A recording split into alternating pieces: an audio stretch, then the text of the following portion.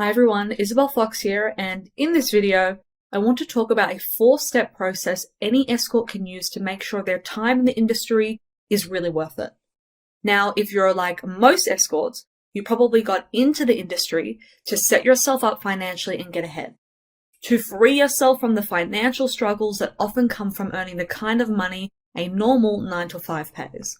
To live a better lifestyle, to be able to afford to take the holidays you probably didn't get to go on when you were young, and to finally be able to buy nice things you could never afford to buy before. I bet you got into it to be truly independent, to know that you can take care of yourself no matter what, and to not rely on anyone else. And most importantly, to just not have to worry, to live anxiety-free, not having to stress about money or bills or having to turn up to a job that you hate. I get it. And I get it because when I was 18, I started escorting for all of the same reasons. And at first, it was great. I mean, I couldn't believe how easy it was to earn in a night, in a mere matter of hours, the same amount of money that at the time I was getting paid to work for a week in a job that I hated.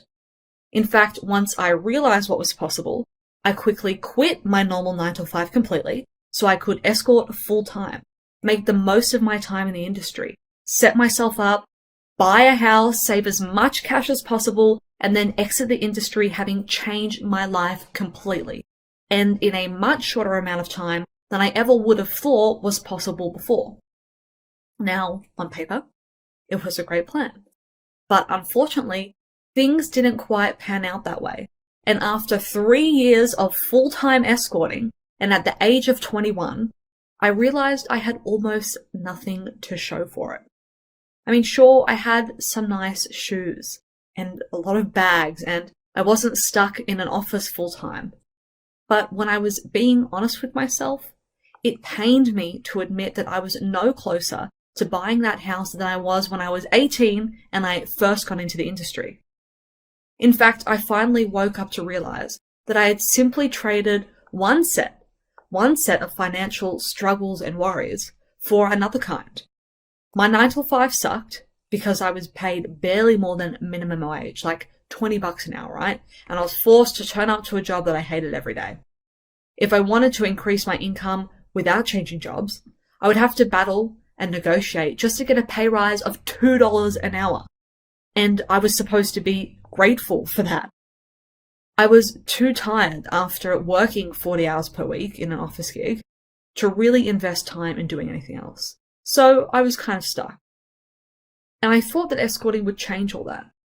But after 3 years, after working in virtually every area of the industry but street work, I worked in brothels, I worked for agencies, I tried Sugar Baby and paid arrangements, I did the massage parlor thing, I tried Crocker and Backpage. I even had a professional management service at one stage who was supposed to help me maximize my income. They were supposed to be responsible for helping me to make more money. But despite trying all of those different things, no matter what I did, I could never get ahead. Because I came to realize that escorting is not as easy as I thought. The income is unstable and unpredictable. So it was really difficult to know if I would get 3 bookings in a day or none. It often felt like it was either feast or famine, and I had totally no control over it. I used to be a slave to my 9-to-5 hours, but then I found myself instead a slave to my work phone and to the changing whims of clients. I constantly felt like I had to be available for bookings because I didn't truly know when I would get another one. And because of all that, it was really impossible to plan my life around, financially or in any other way, because I didn't really know what was going to happen from day to day, week to week, month to month. Secondly, I found out that the industry is actually hugely competitive. Now, I thought that given the nature of the work, it wouldn't be the kind of job that many people would be willing to do, right? And that I would basically have my pick of clients. But the reality is, more and more girls enter the market every day. They're offering often more for less, and they're driving the price down. The brothels that I was working in became inundated with working girls instead of with clients. Escorts started showing their faces online, and because I wasn't prepared to do that too, I didn't want to compromise my anonymity, I felt like I just couldn't compete with those girls. Thirdly, my health really suffered. So escorting is a really physically demanding job. If you're sick, you can't work. And of course, there's no sick pay, you can't take leave, you can't take compassionate leave, you just don't make any money. And ironically, when you work a lot and you're making money, it means you've been in contact with lots of clients. And so your chances of actually getting sick increase astronomically. Then there are the female health problems like recurring thrush, BV, and just general irritation from using that area. Often I would find that I'd just be waiting for things to calm down in that department, so I could take one booking, only to have it flare up again, and I'd be out for a week or sometimes longer. Really, escorting is similar to being an athlete. You depend on your body to make money, yet what you're doing directly compromises your body. For example, working nights are really, really bad for your circadian rhythms. It's bad for your mental health, for your overall health in general, and yet it's often where a lot of the money is, or at least when you first enter the industry, you typically work evenings to earn the bulk of your money. At first, nights were attractive as well because you'd get intoxicated clients who would come in with their friends and just easily blow thousands of dollars, and you could easily convince them to extend again and again. However, because night clients usually come with partying and alcohol, this actually compounds the whole bad lifestyle habits and problems that come with this whole area of work. There's a reason in the Nordic countries where they experience 6 months of no sun. There's a reason why they have such high suicide rates. And it's because the human body isn't made to be awake at night. It completely messes with your sleep patterns. And when you don't sleep, everything is bad. You gain weight, you're depressed, you eat bad food, you don't exercise. It's really generally just not a good way to live. But a lot of people who work in the industry do work the nights, and unfortunately has a direct impact on your health. Fourthly, clients were really unreliable. I spent so much time dealing with time wasters, clients who didn't show up, clients who tried to haggle or push my boundaries in the room, or just needy and emotionally manipulative clients who always wanted more than what they were actually paying for. So in short, due to all of these things, what I thought initially was sure to be a 1 to 2 year gig at the absolute longest in the industry turned out to be 3 years, achieving what felt like, financially at least, was nothing. Now, for the sake of this video, I'll skip the details of the epiphany that I had at 21, but basically I realized if I kept going as I had, I would still be in the industry at 25, 30, 35, and 40, pretty much going backwards. Because not only would I have nothing to show for it financially, not only would I be stuck living week to week, booking to booking, not only would I absolutely not leave the industry with a house, which is the whole reason I got into it in the first place, but also the rest of my life would very likely be on pause. Now, there is nothing wrong at working in the industry at any of these ages or older. If that's what you choose to do and you want to be doing, then great. But you don't want to be stuck in the industry at any age really when you don't want to be there, particularly when you only plan to do it for a short period of time. Unfortunately, escorting has all kinds of implications on your personal life, which makes it really hard to do long term. Relationships, family, children, marriage, career, they kind of all stagnate while you're working, especially if you're doing it full time. Now, regardless of whether it should be this way or not, the reality is for most people working in the industry, escorting does impact those areas of their lives. I finally realized that if I didn't make a change, I would be worse off than I was if I had just stayed on the normal path and done what everyone else was doing.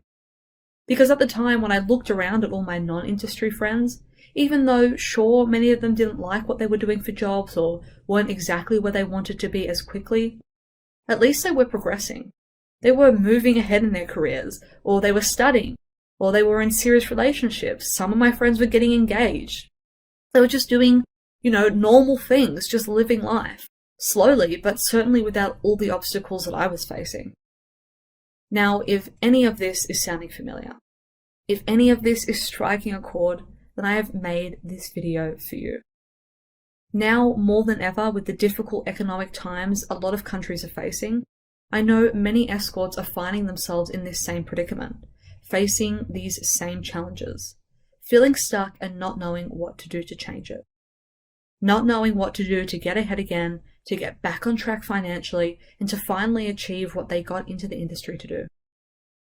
After more than 10 years in the industry, after having faced and overcome this problem successfully myself, and then having worked with countless professional escorts to overcome these exact challenges, I want you to know that there is a 4-step process any escort can follow to make more money, buy a house, and exit the industry stress-free with cash in the bank.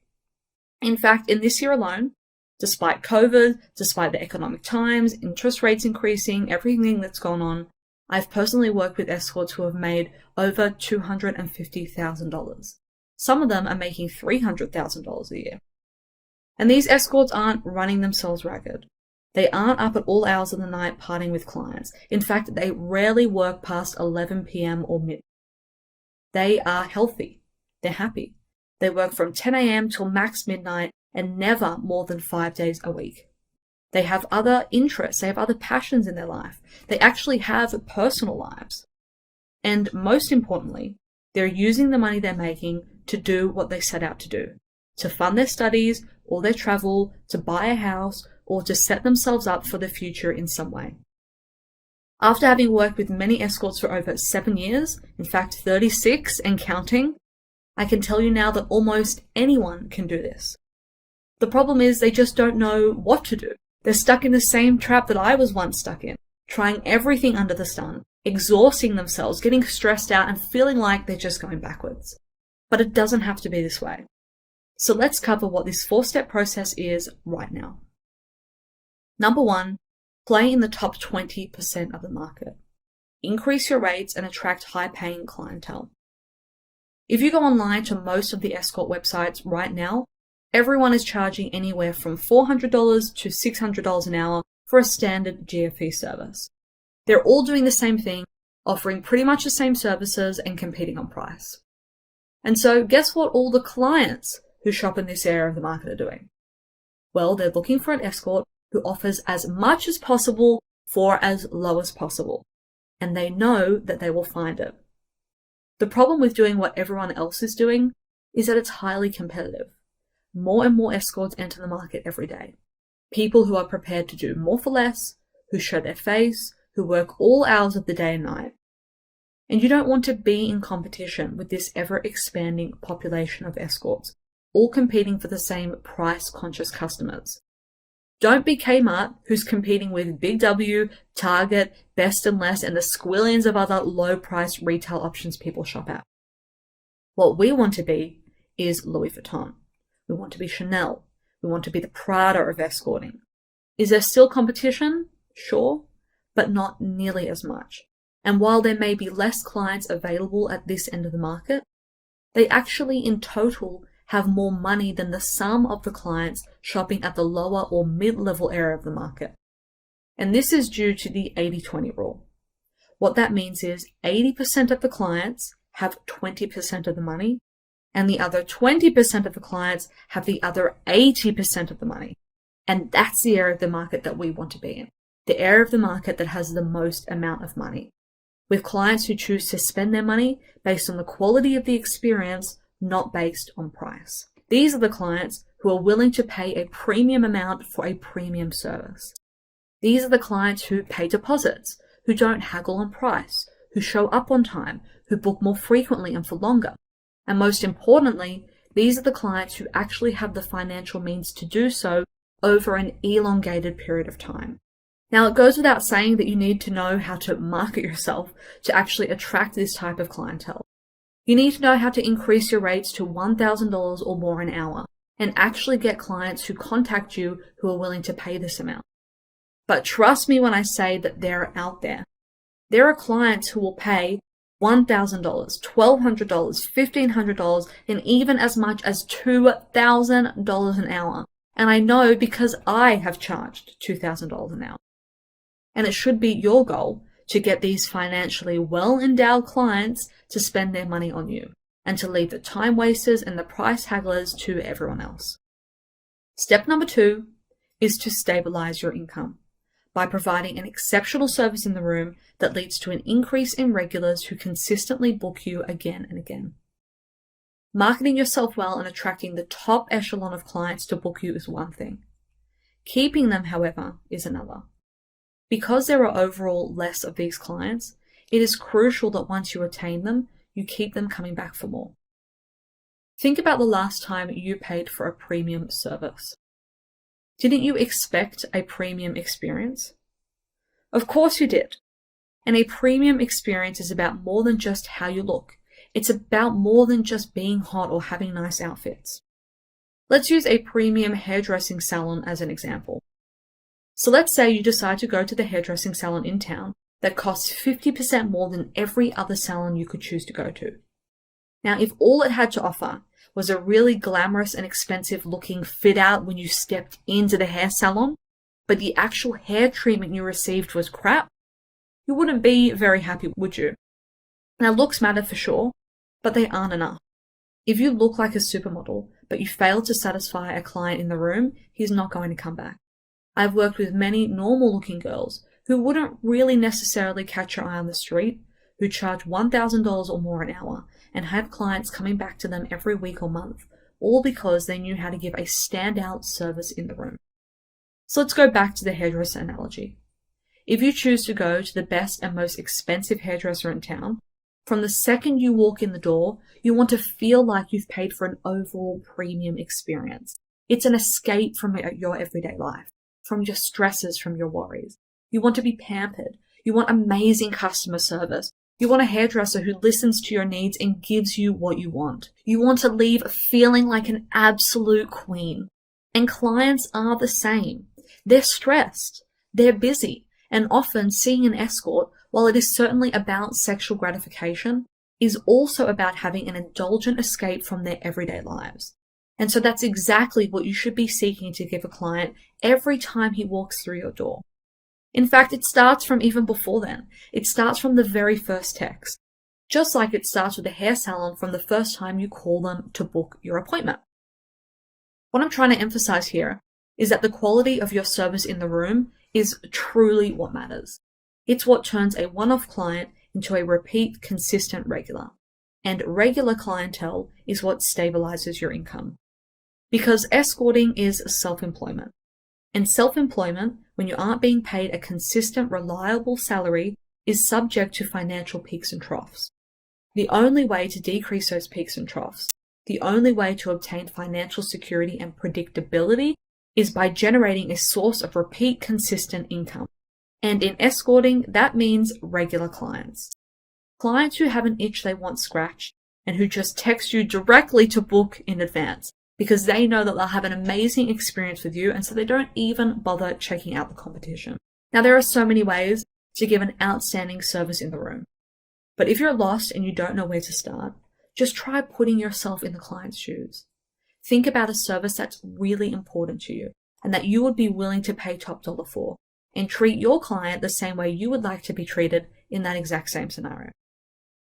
Number 3 is work less but earn more, and use your increased income and increased free time to figure out what you love and want to do next. Now, money doesn't buy happiness, but it certainly does buy options. When you're stressed, overworked, tired from working nights, anxious about inconsistent income, and unhealthy and depressed due to all of the above, it is incredibly difficult to plan your next steps with a clear head. It's basically like being in survival mode, in famine mode all the time. And people in survival mode, all they're really focused on is, well, surviving. They're not thinking 12 days ahead, let alone 12 months ahead. But if you don't eventually start planning for the future, your future will be pretty bleak. When you're earning more money from high-paying clients and your income has stabilized because they're consistently coming back to see you, life is so much easier. Stress levels are lower, energy is higher, and you've actually got the time and money to start thinking about what you want to come next. I had no idea what I wanted to do with my life at 18. And when all I was thinking about was my crappy job, when all I had to do was to focus on paying the bills, I certainly didn't have the energy to answer these big questions. Because it takes time to explore options, and it takes money to invest in possibilities. But when you've executed steps 1 and 2 correctly, then step 3 is almost easy, and it takes care of itself. Do you want to be a nurse? Well, guess what? If you're doing 10 hours or less of escorting a week, but making $10,000, which is completely possible, then you can go and start training to become a nurse. In fact, there's a huge amount of options available to you when you're making $10,000 a week and only working for 10 hours a week. Maybe you want to travel, or study, or start a business, or get a job in a field that you love. Time and money means freedom and choice to figure out what you want to do next. And finally, step number 4 is transition into the thing you love. Once you've figured out what you want to do, use the excess time and money you have from escorting to bankroll your next career and exit the industry when you're good and ready. Many escorts I've known have an entrepreneurial spirit, and they end up transitioning into another business of their own so that they can replace their current income. But most businesses, unlike escorting, require a lot of time up front and make little money when you're getting it off the ground. And so escorting is a really great stable base to come from to be able to invest and financially back a new venture. If it isn't another business, it could be professional studies and a career shift. But most careers, they take time to build up, and you usually have to start at the bottom, getting paid the least and do the time to make it to the top. If you spend time building up a reliable pool of high-paying clients, and you've invested the energy in really figuring out what you love, then when it comes time to put in the hours to transition into whatever that might be, you'll be willing and able to do it. Eventually, you'll likely be able to replace your escorting income, or at least a large portion of it, and decrease your escorting hours. For most people, there will likely come a time where you will want to exit the industry entirely. Now, I've gone through the process of exiting the industry with money, and I've also gone through the process of exiting the industry without it, and I can tell you which option is better and less stressful. Leaving the industry with money in the bank, on your own terms, on your own time, simply because you found something you like doing more and that pays you the same or more money, is absolutely hands down the best way to do it. Now, some of these steps are easier said than done, I know. But remember, when you do what everyone else is doing, you get the same results that everyone else is getting. Most escorts are actually financially unstable.